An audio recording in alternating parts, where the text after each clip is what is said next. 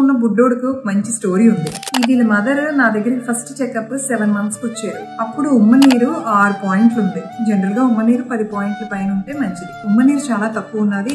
బేబీకి ఏమైనా ప్రాబ్లం ఉందేమో అని చాలా భయపడుతూ నా దగ్గరకు వచ్చారు. తనకి నా దగ్గరకు వచ్చిన రోజు నుంచి ఉమ్మనీరు పెరగడానికి కొన్ని బాటిల్స్ ఉంటాయి, కొన్ని అమినో యాసిడ్ సాషెట్స్ ఉంటాయి. అవన్నీ కూడా జనరల్ గా వాటికి పెద్ద ఎవిడెన్స్ ఉండదు. బట్ తిన కేసులో అయితే నాకు చాలా బాగా వర్కౌట్ అయింది. ఉమ్మనీరు 6 పాయింట్ల నుంచి తిన డెలివరీ అయ్యే టైంకి 9.5 పాయింట్ల వరకు వచ్చింది. తిన కూడా చక్కగా 3 రోజులకు ఒకసారి 4 రోజులకు ఒకసారి ఎప్పుడు చెకప్ రమ్మంటే అప్పుడు వచ్చేది. 9th month పడి ఒక 15 రోజులకి తనంతట తాను పెయిన్స్ తో నిన్న నైట్ వచ్చింది. వెంటనే డెలివరీ అయిపోయింది. నార్మల్ డెలివరీ అయింది.